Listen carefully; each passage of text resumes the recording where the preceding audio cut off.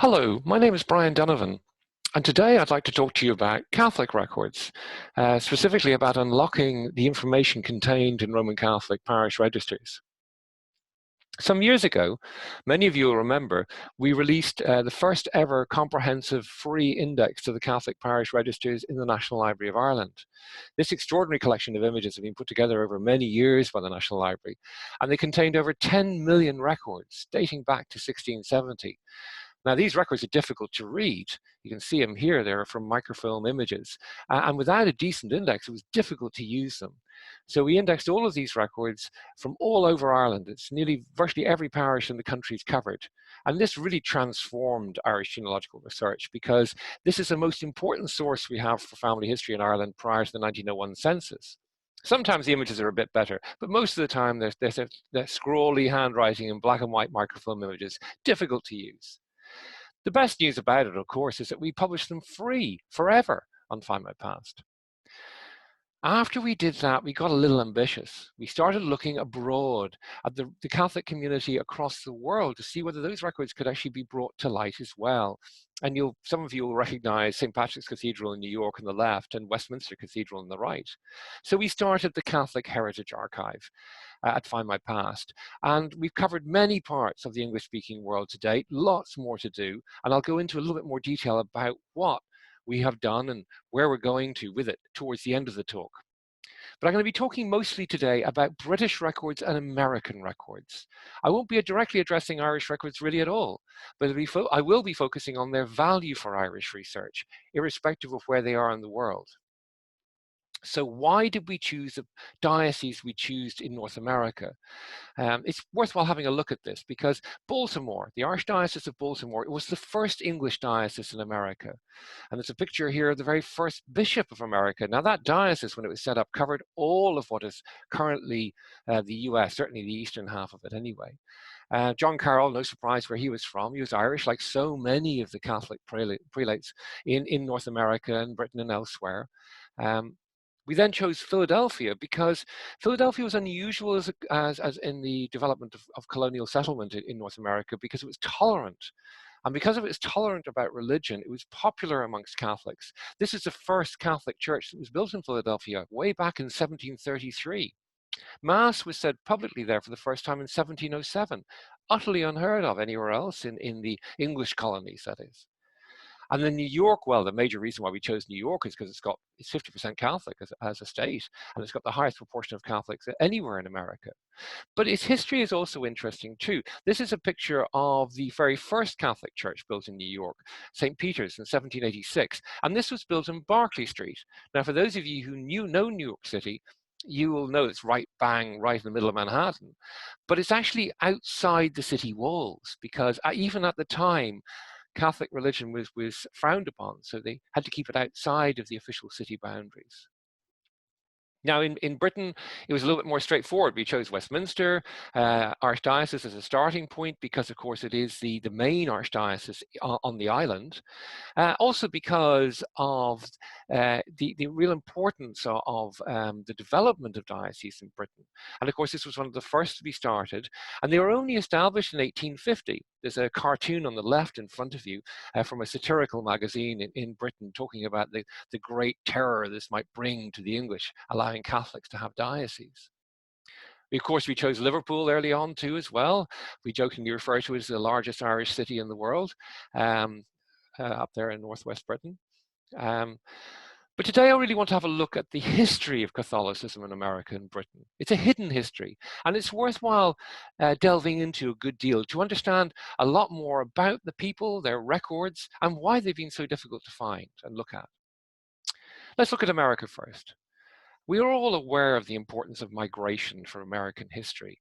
This is a great image, rather fanciful in a way, really, and rather idealized, but of immigrants arriving into New York. You can see Castle Garden off there to the left, where they would have registered when they had migrated there.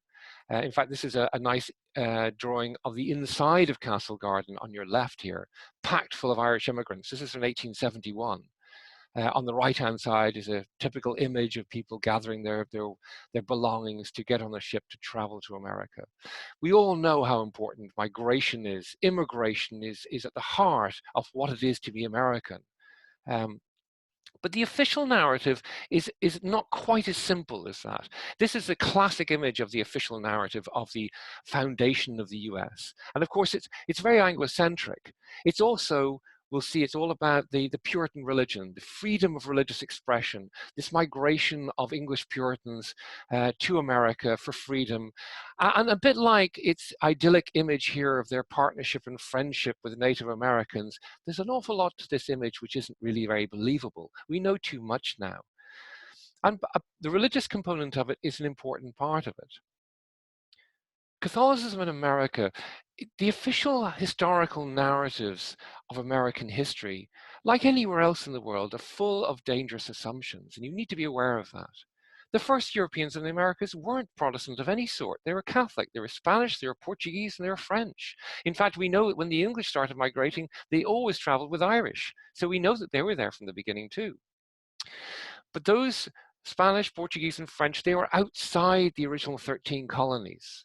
And the establishment of the 13 colonies were fearful of Catholicism, and sometimes they had good reason for that, because, I mean, the Irish, we all know that they're a fairly rebellious group, but there are many times you had many conspiracies which were supported by various different Catholic governments in Europe, and they would be played out in America.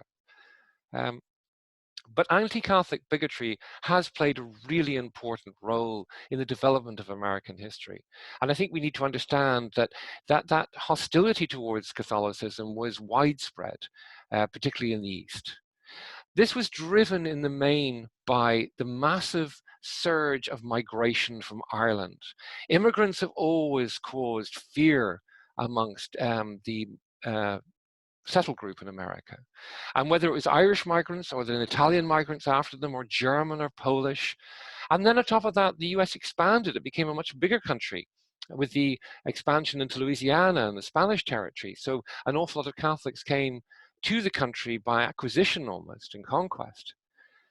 So there was many groups set up in America to fight against this tide of Catholicism, this fear that they were going to take over. And you had various nativist riots. This is an example there on your left of the burning down of St. Augustine Church in Philadelphia in 1844. Many of you may be surprised to hear that nativists, as they call themselves, or the Know-Nothing Party, as they sometimes refer to themselves as, went out and forcibly deported 50,000 Irish people from Massachusetts at around the same time. Such was the fear of migrants. So that narrative that I talked about at the beginning, this very simplistic narrative, is partially driven to try and ignore this other part of America. And I'm going to give you an example, a concrete example of how you construct a false history or an inaccurate history. It's not completely false, of course. And I'm going to take one little place. I think sometimes when you do micro history, you learn something about macro history, and it's very useful. I doubt anybody listening is going to ever have heard of Amherst Island. It's a tiny little island. This is a picture or a map from 1878. It's a tiny island in Lake Ontario, just off the coast of Canada, north of New York State. Why do I want to talk about this? Well, let's go and have a look at its official historical narrative, because it's a very small place. And the story is all about the man on your bottom right, a guy called Sir John Johnson. And he was granted the island because of his great loyalty to the English. And he settled it, apparently, according to the official narrative, with Irish Presbyterians. And here is the main Presbyterian church on the island. It's an august building, well endowed. And Sir John Johnson himself, he wasn't anybody. He was the son of Sir William Johnson, who's pictured there on the top right. Sir William Johnson was known as the Mohawk Baron. He was one of the most famous pre-revolutionary generals in colonial history. And he was very, very famous for having struck deals with the Mohawk to settle parts of upstate New York and elsewhere in America. And these were the actual core of the establishment of colonial America. This is the people they were. So this is the story that we have. Well, I went there a number of years ago when my youngest son was a bit younger than he is now. He's now 9, but he was about 4 there, I think. It's about 5 years ago. And we went onto the island and we decided to go to the poorer half of the island where the land isn't quite so good. And we discovered this little Catholic church. Now, you've got to remember, the island only has about 500 households on it. It's not a big place. So we had a look around the church, and then very quickly we discovered the cemetery. This is a cemetery that the headstone you see to your left is the McKenty family. The McKentys were Irish Catholics. This is supposed to be an Irish Presbyterian island, but anyway, these are the Irish Catholics, but they were also loyalists. They had stuck with their loyalty to the British Empire at the time of the Revolution. But there's actually more to this than that. Not only was a third of the island actually settled by Irish Catholics who came with their Presbyterian fellow countrymen, it was also the history of the people who owned us is different. Do you remember Sir William Johnson, the pre-revolutionary general, where I talked about as being the sort of a classic establishment figure?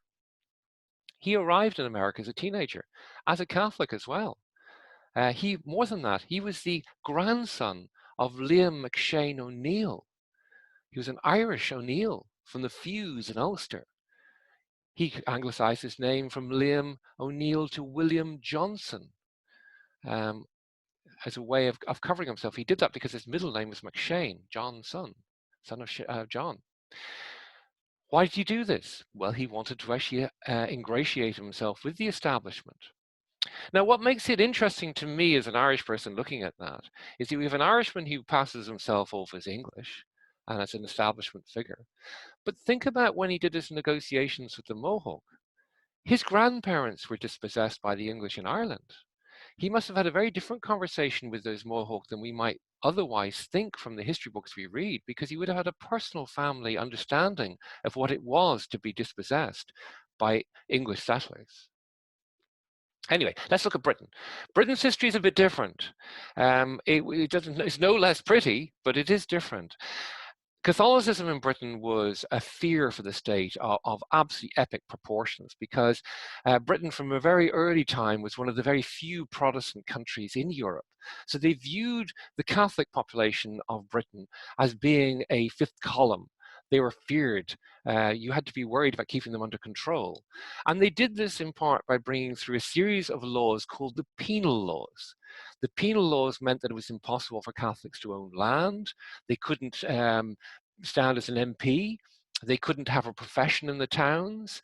They couldn't even marry in their own church. In fact, the churches were suppressed. That stayed that way until quite late. It was only in 1778 that we have the first Catholic Relief Act in Britain.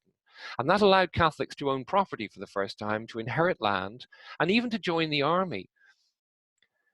Now, this wasn't popular.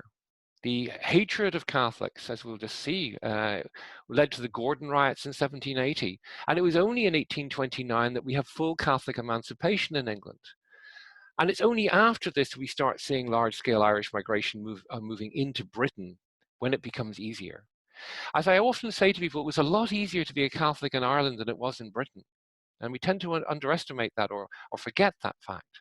And as I mentioned before, the Catholic hierarchy of bishops and so on is only re-established in 1850. To give you a flavor of what this was like, there's an image there on your left about the horrible treatment meted out to an architect for creating hiding places for priests in the 1590s. Or the famous image of Guy Fawkes and his fellow conspirators who wanted to blow up Parliament and kill King James I in defense of the Catholic Church. Of course, Guy Fawkes was the ultimate bogeyman in English history, and they burnt him every single year, and they still do to this very day. I'm often asked, why don't you celebrate Guy Fawkes in a night in Ireland? Well, we don't really have a strong tradition of burning Catholics at any time. But that is its origin, its history of fear of Catholics. But there are parts of England where Catholics could actually operate relatively normally, and that major place was London. And that was because the major embassies from the big European powers were able to establish chapels there to service their needs, the embassy's needs. So Catholic residents in London could actually attend Mass. And it's one of the few places you could do so in Britain in the 18th century. This is the Sardinian chapel attached to the Sardinian embassy at the time. And in fact, they have parish registers which go all the way back to the early 18th century, as an example here. But in general, the Catholic Church had a very different experience in Britain. It was a clandestine religion. This image here is of St. Ninian's in Tyner in Scotland, up on the northeast coast. And this was built in 1755 and was designed on purpose to lie under the radar, not to look like a church, because no Catholic church could look like a church. That was part of the rules. Despite this, 90% of the population in the Western Isles of Scotland were Catholic, 40% in Lanarkshire. The Catholic population was very, very big. Here's a map of the distribution of Catholics in England in the 17 teens. Now, this is a century before the waves of Irish migration. These are genuinely English families. And if you look at the line between Gloucester and Lincoln, north of that, there was a very large Catholic population. And in parts of it, particularly up in the northwest, it became possibly even the majority of the population. So there's always been Catholics in Britain. It's part of British history. It's not an exception. It's not because of just simply migration. And we have records about it. And this is where it gets exciting because you can track them. For example, we've just released in the last while this wonderful series of lists captured in 1717 to list all the Catholics living in England and Wales. There are over 100,000 households listed in these. The example in front of you is from Nottinghamshire. And it lists off the name of the head of household, their address and occupation. And that the reason why they were doing this is because this followed the 1715 Jacobite rebellion, where they attempted to restore the Stuart monarchy, which was Catholic. It failed. But the British establishment were fearful once again of a fifth column inside their own country. So they went out to document the Catholic population in as much detail as they could, and they confiscated a great deal of the land held by Catholics. And of course, they inculcated within the population, the rest of the population of England, a dislike and hatred of the Catholic population. And this was a large part of the Gordon riots, which I mentioned earlier on in 1780. This is a wonderful painting, imagination of the Gordon riots. And it probably represents some aspect of it. But it was a hardline Protestant mobs went out to go and attack and destroy Catholic property. Now, it's not a simple sectarian story. There's more to it than that. But sectarianism is very, very core to it, and I don't want to ignore that. I mean, these mobs burnt down that Sardinian chapel I showed you earlier on, and many other embassy chapels, again because of a fear that there was going to be some other group would get something they weren't going to get. Anyway, this is all a history lesson to start talking about the records, but I think there's important points to this history lesson, and I hope you don't mind me belaboring them. But you must never believe an official narrative in any country's history, because those official narratives are written to portray a particular worldview, a worldview which is not necessarily one that represents the entire population. I won't say any more than that, but I think you know what I'm trying to say. At best, those official narratives represent the majority experience. And more often, in my experience, they don't do even that. I mean, it's shocking how poor many national histories are. Another lesson I really want you to take away from this is when you see things like the penal laws or laws against any minority community, it means those communities exist. Laws like that aren't passed because they're trying to hold something at bay. They're passed because they're dealing with people who are there at a time. And if you know that those people are there, it's a wonderful clue where you should be looking. Also, I think it's important that as genealogists, we can never generalize. Sociologists and social historians can generalize about populations at large, but when you're dealing with family history, it's the idiosyncratic and the exception which becomes the norm. So the fact that Catholicism was a minority religion in the 18th century in Britain does not mean your ancestors were not Catholic. That would be a major mistake. Now, let's get on to the records, which is why most of you, I imagine, are listening. But before I get onto the records, I want to deal with one or two other issues. So sorry, you have to bear with me for a little bit longer. I want to actually address the question of why have their records been so inaccessible? Because they're notoriously difficult to get hold of. And there are a number of big reasons for this. First of all, they're sacraments. I think we tend to forget as family historians that when you look at parish registers, it doesn't matter what denomination, these events that are being recorded are not civil events. These are religious, sacral events. These these are descriptions of the relationship of the faithful with their God. And they're mediated by their minister, their priest, and they're written down in a book. These are not ever supposed to be public documents. And the Catholic Church take this very seriously. And in fact, they've got a whole sequence of canon laws. My God, do they have a sequence of canon laws for absolutely everything under the sun. Anyway, they do for this too. And they also have canon laws, not only about what these sacraments and what you're recording from them, as we'll see, but also they have a lot about privacy. Now, like all canons, they couldn't be more obscure in the way they're written. And of course, that creates real problems, as we'll discover in a moment. But like, for example, Canon 220 here about privacy, and this is really important for us because it's cited over and over again in recent times.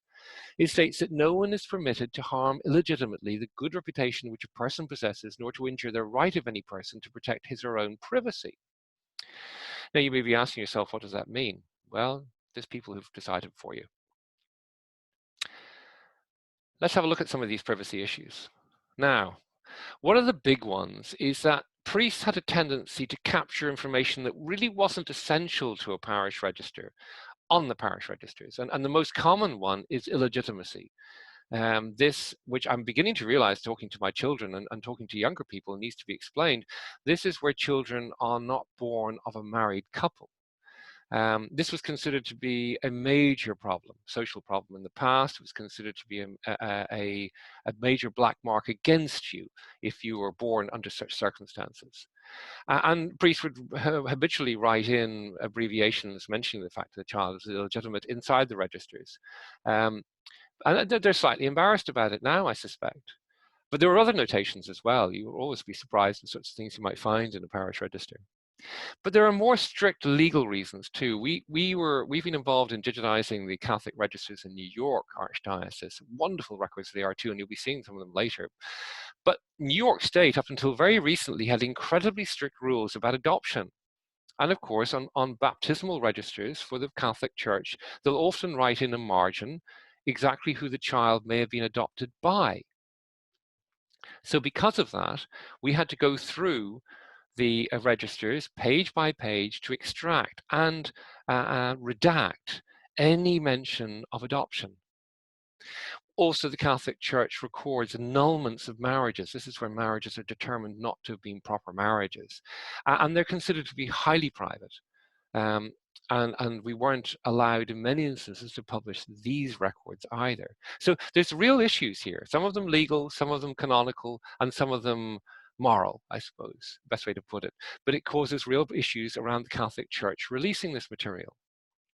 There's also the practical problem for a lot of you working with them is the fact that they're in Latin.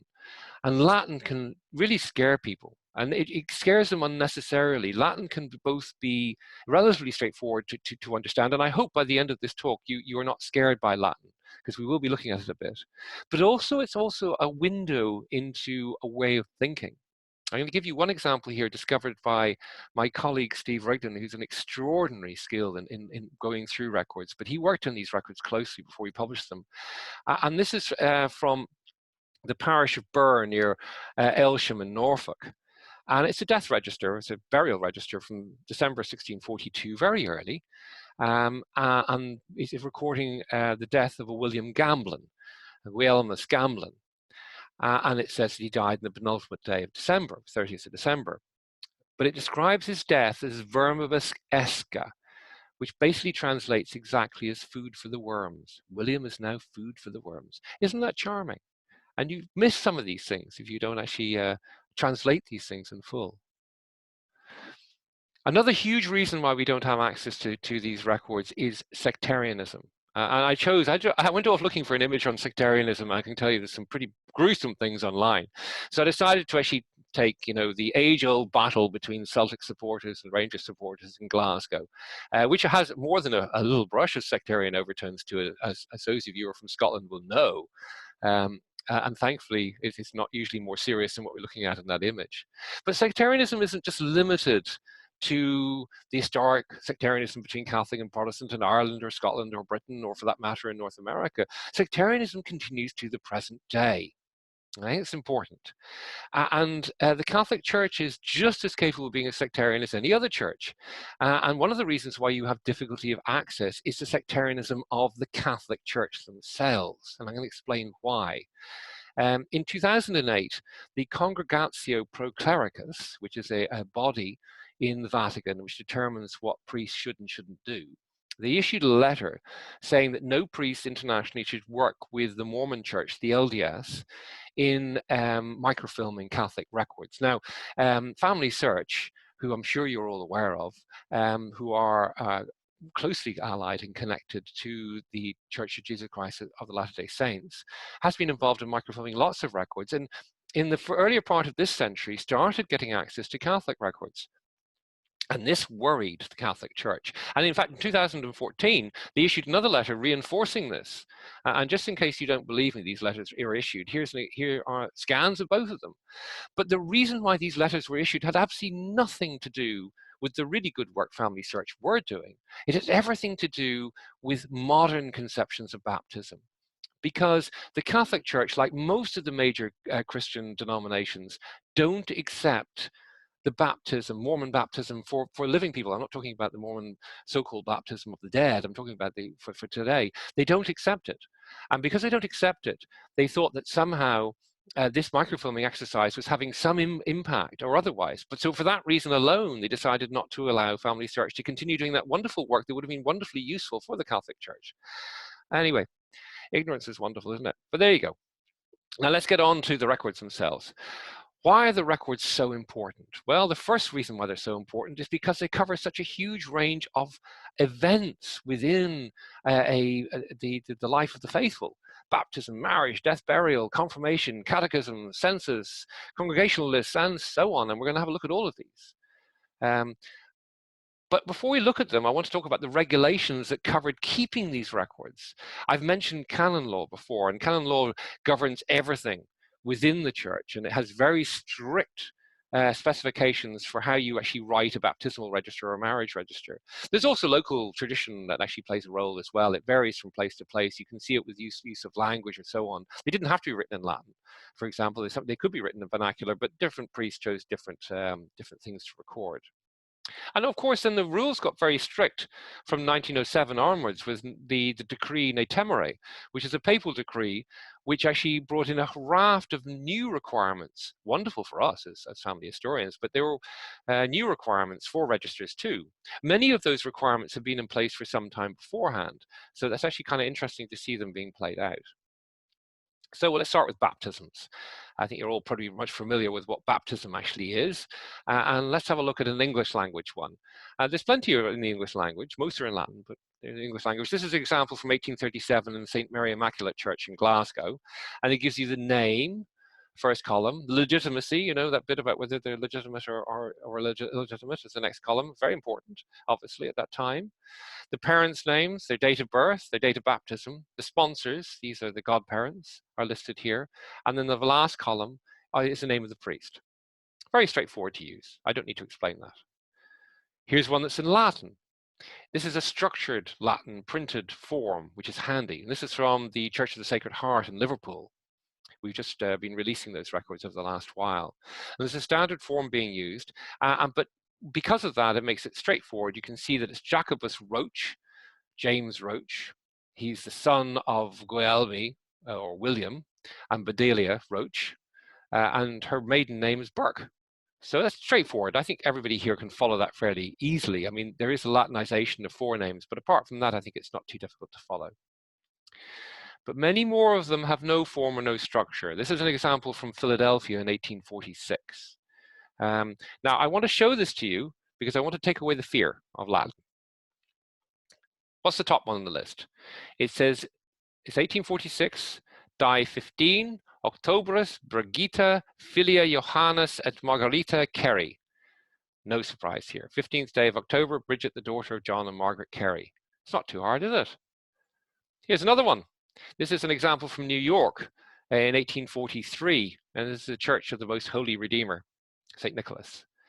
And we have, well, I'll just translate it. You can see what the Latin is, but it's Anna Maria, who's legitimate daughter of James Milsner of Oberhausen in Bavaria, and Catherine Meagher. Isn't that great? You've got a place of origin there too. And those places of origin are one of the most important features of Catholic records, and we're going to be talking about them quite a lot. You'll notice on this one here, I've got stuff in red. The first one's Hibernia, the next one's Scotland, the last one's Hibernia, Hibernia being the Latinized version of Ireland. But Natemere, I mentioned that before, the decree Natemere and how it changed things. Well, here's an example of what happened. This is a baptismal register from Glasgow in 1892. And you see all this marginal notation written in here between the first and second column. What is that? Let's have a look. Well, it may be 1892, but here you'll notice Thomas, the son of Thomas Macartney and Catherine Donachie, says he married on the 11th of the 2nd, 1914, he married an Eliza Mackenzie in St. Joseph's, Glasgow, and that he married again on the 13th of July, 1928. So you've got two marriages being recorded here in the margins. That's because the decree Natemere wanted to prove that any couple being married were actually Catholic. So they had to go back to the original baptismal registers to identify parties who were going to get married. And so the priest would then write in the margins who they were going to get married to, because they were tightening up the whole process, because they frowned on any mixed marriage, and in fact generally didn't approve them. Here's another example from Philadelphia in America. And you'll see there's an even column here on the right-hand side, which actually allows for this baptismal register to record marriages. And you'll see here's an example. It shows you the names of the people the person married, when they married, where they married. So a baptismal register suddenly becomes also a marriage, an adult marriage register too. So you're getting two events for one. Fantastic.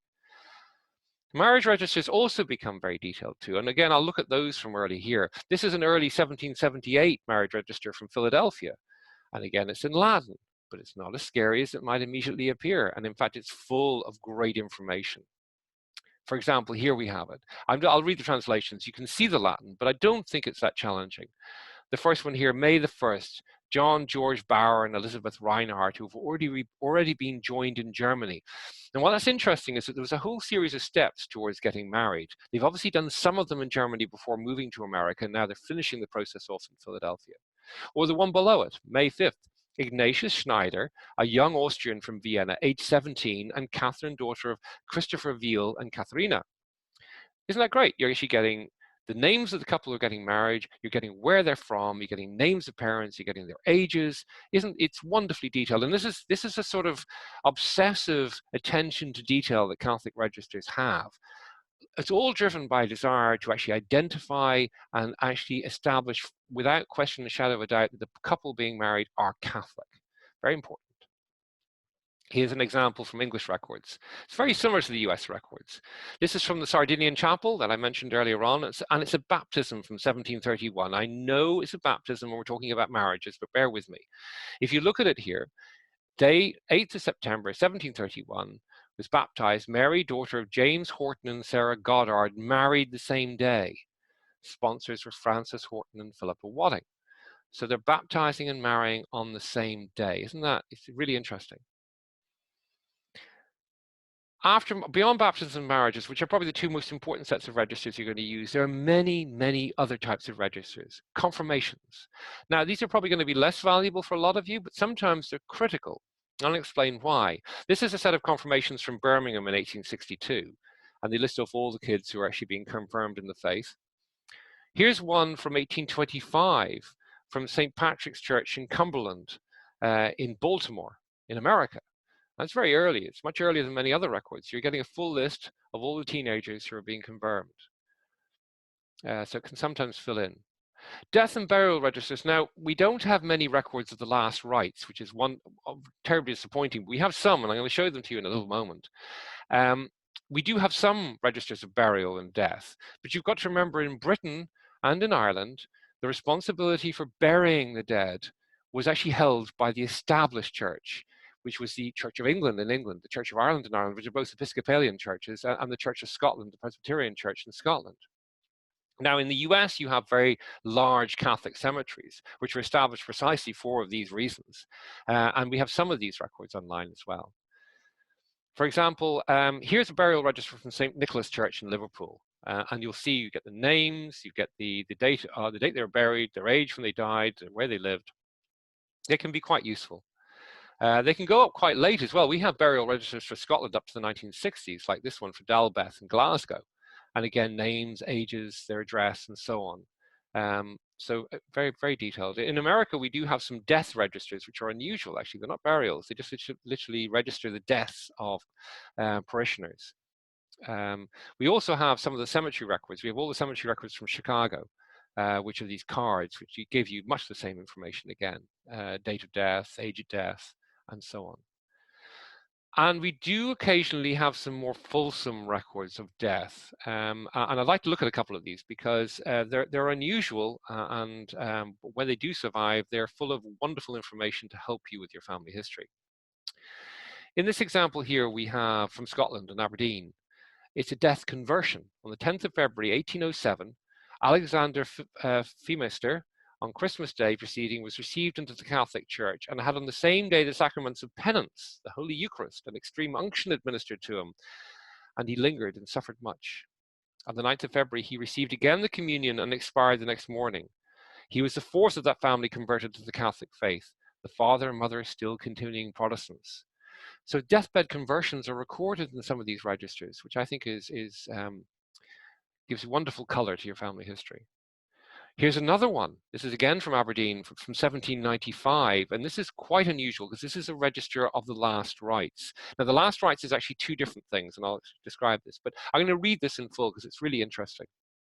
In the year of our God, 1795, and the 7th day of August, Masery Forbes, aged 80 years, so she's been born in 1715, departed this life in her own house in Clean Hill, in the communion of our Holy Mother, the Church, having confessed her sins to the Reverend John Reed, her pastor, on the 5th day of the month of August, and having also received the Holy Viaticum, that's the giving of the Eucharist to a dying person. She got that on the 5th day of August, and the sacrament of extreme unction, that's anointing the sick, and on the 5th day of August, and her body was interred in the churchyard in Rathven. So lots of information there. Catechisms. Now, occasionally you'll get registers of catechisms. These are the declarations of the faithful. They just recite you the principles of your faith. And sometimes these were registered and captured in registers. This is from Birmingham in England. Congregational lists also survive, and where they do, it's very unusual. I haven't seen terribly many of them, but they can be really early. Like this is a 1770 list from Birmingham, which lists off all of the faithful in that one parish. And I get to do some unusual things in my job, but one of them is traveling around dioceses and parishes, looking at records which nobody's ever seen, or very few have, except for the archivist. And I was in the West Country in England, and I was given access to this extraordinary register dating back to the 18th century for the Catholic Church in that part of the world. Now, this is the West Country. There's not many Catholics on the ground there, but there are enough to have registers of baptisms and marriages. And there aren't any Irish here, by the way, just in case you're wondering. These are all English people. And these registers include full lists of the people paying their Easter dues. This is the money that they pay, help to keep the church going. And they list off hundreds of people in this part of the world. And this is 1790, this one. So isn't that great?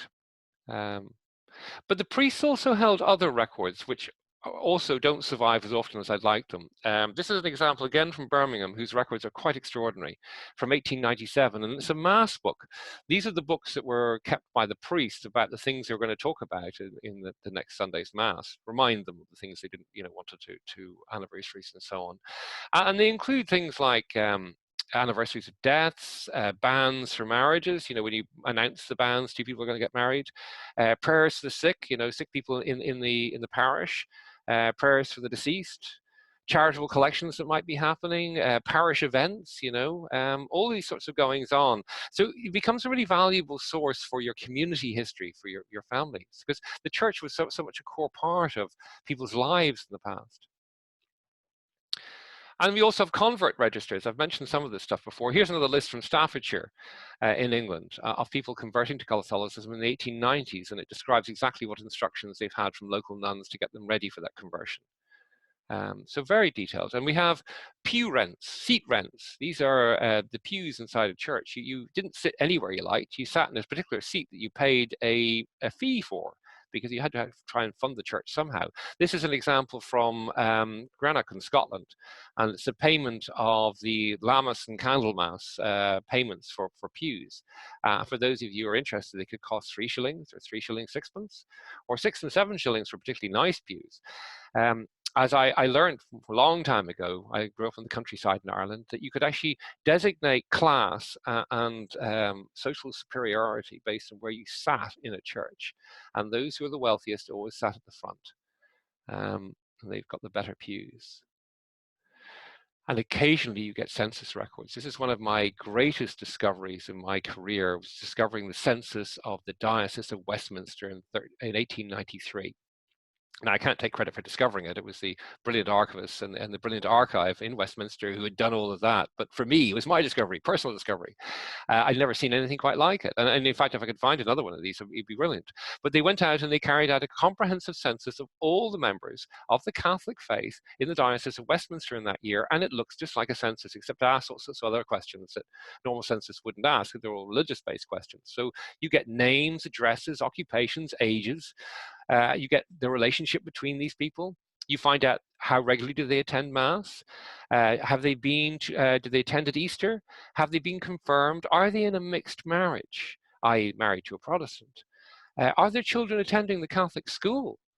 And then we get the comments. You'll see all the families that are listed here. The comments are just delightful. The priests seem to have no sense of propriety, no sense that this might ever be viewed by anybody else. So they actually were very clear about what they thought. So for example, if we zoom in on some of these comments, for example, the first person here is a good Catholic. The next person left school, has no work. The next group of kids, wild, unruly savages. So that was great. Then we have a good widow who's very poor. Another person who's an invalid and bedridden. Another person who's left school, no work. And lastly, a bad Catholic with a good Protestant wife. You can almost feel the disappointment of the priest there writing that down. I got the wrong one. Anyway, isn't that wonderful? You get this real picture of what these people were like, and more importantly, what the church thought of them, which is great. Lastly, just to finish up our talk, I want to spend a little bit of time looking at how we can use these registers to trace the origins of people. And again, I'll be honest here, I'm going to look very much at the Irish example because I know it best, but it can be used for many others as well. But also how the registers can be used to find research certainty. This is really why I think they're so important. So I'm going to show you a few examples. First of all, let's look at the route from Britain back to Ireland and how we can use that. Here's a marriage in St. Andrews in Glasgow in 1837. Patrick Duffy, a native of the parish of Muckney in County Monaghan, and Sarah Hughes, a native of the parish of Castletara in County Cavan. They get married. You've got two Irish people getting married. They tell you not only what county they're from, but what parish they're from. Now, for anybody doing Irish family history, that's gold, because it's almost impossible to find your family unless you know the county. And it's very difficult if you don't know the parish. So here you have both, and it's pre-civil registration, so it's just brilliant. So that's common. This is a typical type of entry I want you to understand. So this is why it's so important to actually look at this, at the marriage records. Sometimes you just get names, but that can't be good enough. For example, here from 1832, from Newton Stewart in Galloway, you get the names of parents of the party being married. So Thomas McRory, who's the son of Thomas McRory and Bridget Galilee, marries Mariam Foley, the daughter of Daniel Foley and Agnes Mackle. Isn't that great? Or here's one, I've got a couple here from Glasgow, which I find really, really good examples of the type of richness of the information. This is Francis Burke residing in Glasgow, but originally from the town of Galway, marries Margaret Dickinson, originally from the parish of Dumbarton in Scotland. So we've got an Irish marrying a Scot, and they tell you exactly where they're from. It goes on to say that their marriage was already proclaimed in the established church. Now, no surprise here, that because before disestablishment, Catholics had to get married in the established church for it to be registered as a legitimate marriage. In Ireland, you could get away with just marrying in the Catholic Church, but not in Britain, not in Scotland or England. You had to be married in the established church.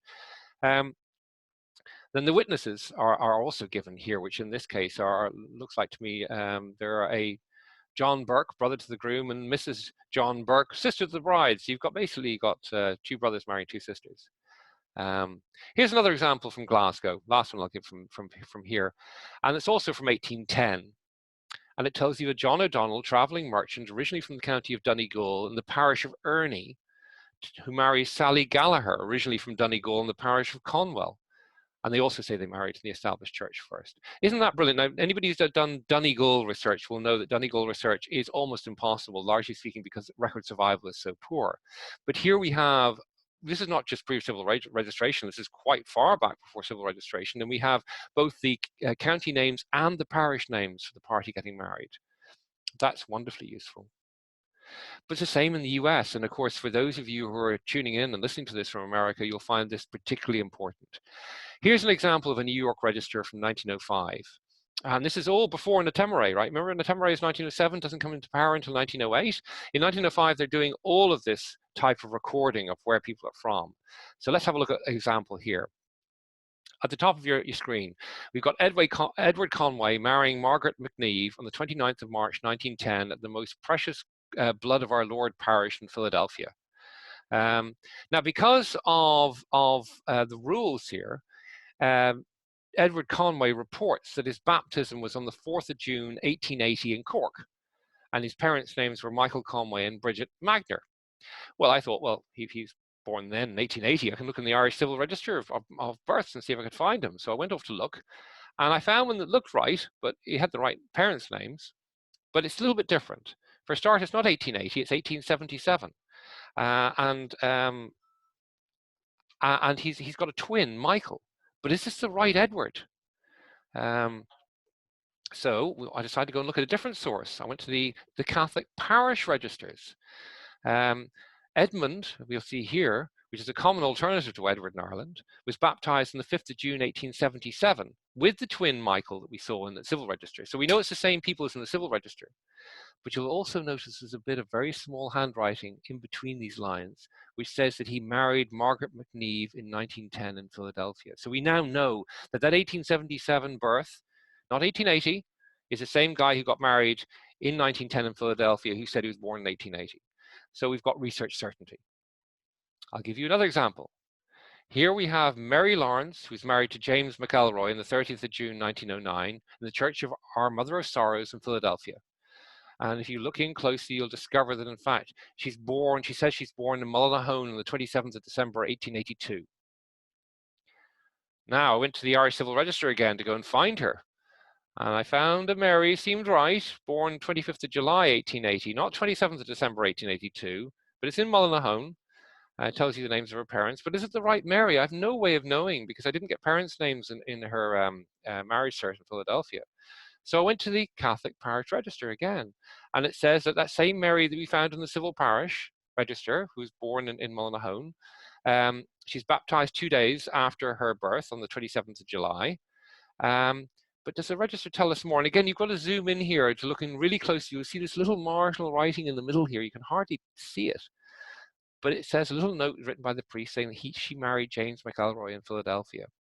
So we know a couple of things here. Number one, we know that we have the right person now, but also two, we know the priests are in communication. They're writing to each other to let them know, to make sure these people are Catholic, to make sure that they were baptized as they say they're baptized. Unfortunately, they didn't add the dates to that, but we now have research certainty. So what lessons can we draw from this? Well, first one is that dates can be quite elastic, and I think all of us know this. Days, months, and years can vary from record to record. Names can vary too. Remember, and this is really important for Catholics everywhere in the world, because there's a lot of migration amongst Catholic communities. They may have been multilingual. They may have been speaking a different language at home than that's being recorded. It could have been Irish at home and English in the register, or they could have been German or Italian or so on. But the one thing you can be certain about is relationships. Here we're in firmer ground. So once you know the relationships between people, marriages and births, we have a better chance of finding research certainty. And if you follow the relationships rather than the dates and names, you're on a better footing. The same, I've talked about Irish a lot, but the same is true for Germans. Lots of German registers we have now from all over America. The Poles, and you're in for a treat if you're doing Polish research because their locational information goes past anything I've seen from any other country. Lithuanian, of course, as well, excellent records for Lithuanians, and Italians. In America, the volume of records for the Italian community is huge, and again, very detailed and locational information about where they're from. So how far have we got in our project on the Catholic Heritage Archive? Well, let's give a quick overview of that before we finish up. In Britain and Ireland, well, we've covered all the Irish archdioceses and dioceses. In Britain, we've done Birmingham Archdiocese, we've done Liverpool Archdiocese, we've done Middlesbrough Diocese.